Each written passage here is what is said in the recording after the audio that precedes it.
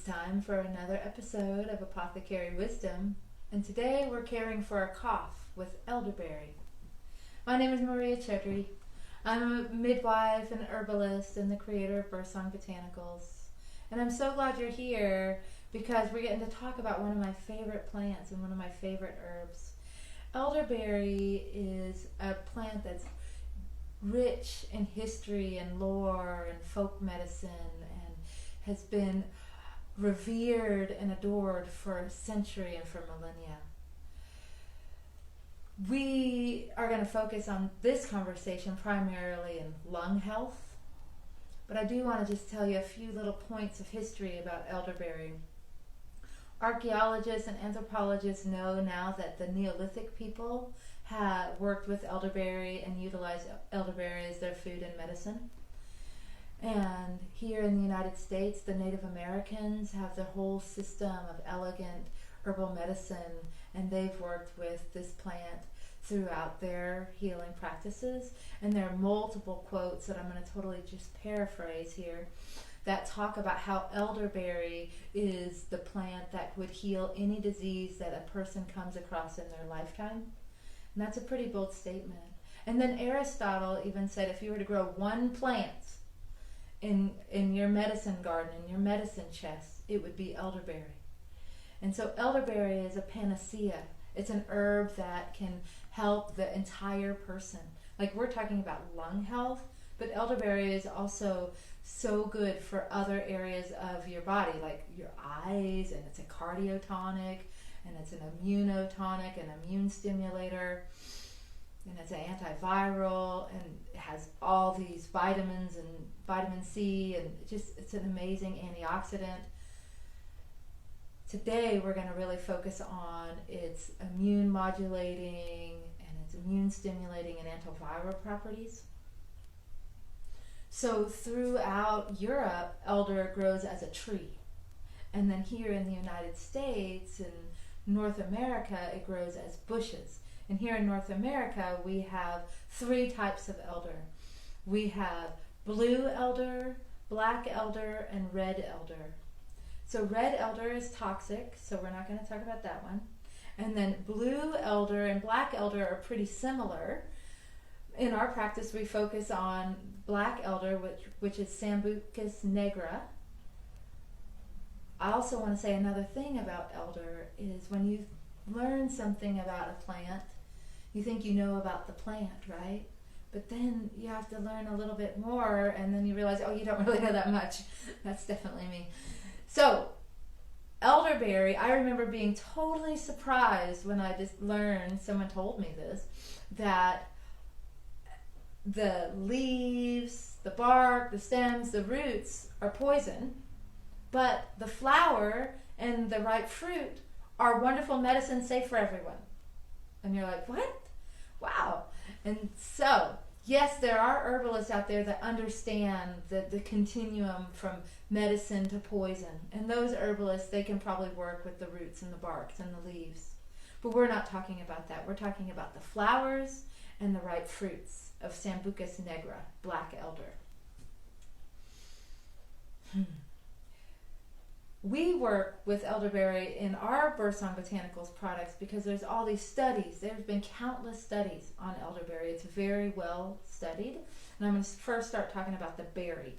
So the berries have been shown to shorten the duration of flu-like symptoms or flu symptoms. That means symptoms of fever, symptoms of cough, body aches, headaches, lethargy, sore throat. It shortens all those. Also, studies show that elderberry is effective against many strands of the influenza virus, and it is very effective at eradicating the virus. And you can utilize, I don't like to use the word use, but you can use elderberry during an acute flu, when you have the flu, or you can utilize and drink elder as a tea or take as a tincture or as a capsule even, elderberry as a preventative during the cold and flu season. So how elderberry works in your body and your immune system, since it's known as an antiviral and it's an immune modulator and immune stimulator, it's kind of interesting. It works differently than other antimicrobials, because antimicrobials, they tend to go in and attack the pathogen. And the benefit about antimicrobials versus antibiotics is anti-life, kills all the things, but then antimicrobials just attack the pathogens and still maintains a healthy immune system. So what elderberry does, it's more specific to viruses. And viruses are really tiny, and when elderberry is in your system, it goes through your system and it finds the virus. And what it does is it like tags it or stains it. It puts something on it, right? And that's a signal to the immune system to send other immune cells to attack that virus and to get rid of that virus. So elderberry itself isn't attacking the virus. The elderberry is simply tagging it, and then it's a signal for the rest of your immune system to take over and take care of it. So I think that's pretty interesting too. Let me share with you what products we incorporate elderberry in. We have our elderberry complex, which is a tincture, and it's blended with elderberry and thyme. And it's great for upper respiratory infections, for sinus infections, for wheezing, cold and flu-like symptoms like fevers. We also have children's respiratory support, which is also blended with thyme, and it's a real similar product. It's sweeter, and it's made in a way for you to dose it for children.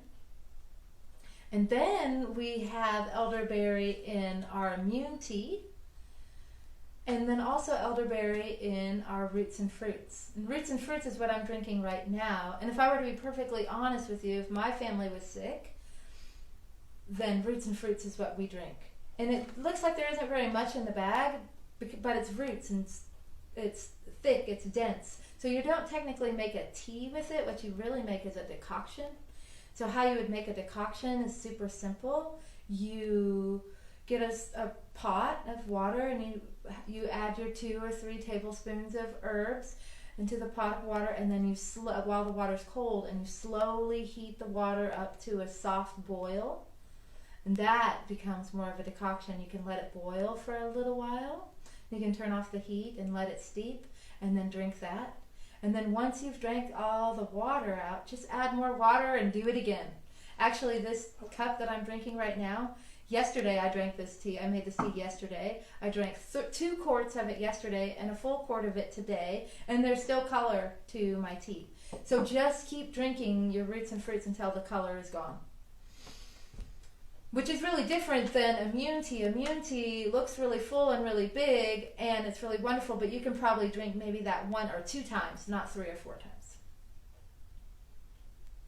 Elderberry is such an important herb in our practice that I also made a whole course called Herbs for Kids to help you take care of your children when they have a cough, cold, flu, or fever.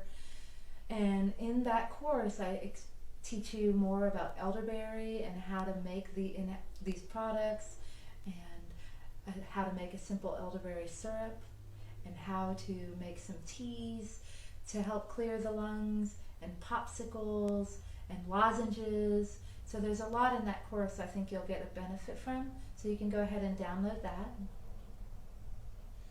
Let's talk about elderflower. So elderflower smells just really delicious. It's like I don't know, it's a really light, uplifting, pleasant smell.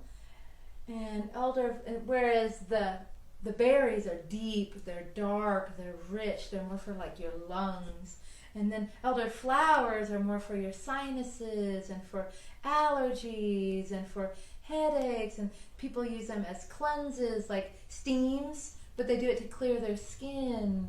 And it's really nice to have skin, or to make oils, herbally infused oils with elderflowers for salves, for cuts and scrapes, and for beauty products. It's real uplifting and bright and healthy for your skin. So we work with and include elderflowers into 2 of our products, and one of them is Women's Balance. Women's Balance is for the whole woman. A whole healthy, vibrant woman has a strong immune system. This is also blended with adaptogenic herbs, so she has the ability to sleep well and to cope with stress and to normalize and harmonize her hormonal system, and also with nourishing herbs. And so she has the ability to feel nourished and deeply nourished, so she's not fatigued and she's not run down and she's not scattered or tired and overwhelmed. So that's how we incorporate elderflowers with Women's Balance. And then also with allergy relief, because allergy relief is blended with other herbs to help with the nasal congestion and with the sinus infection and with the headache and with all the symptoms of allergies and hay fevers. There's so much more to say about elderberry, the berries and the blossoms, and about birth song. But for right now, my friends, I'm going to have a sip of tea. I'm going to invite you to come to our website and enjoy the blog, enjoy more episodes of Apothecary Wisdom, because we have a whole playlist about how to care for a cough with elderberry and with thyme and with other natural remedies. And there's a whole playlist about immune health right now. It's very important. Now's the time for that. And I encourage you to check out our products, just so you know that we can, for domestic shipping in the United States, we have free shipping, but we can ship all over the world. And we'd love it to share a cup of tea with you wherever you are. So, as always, my friends, drink deep and walk in beauty.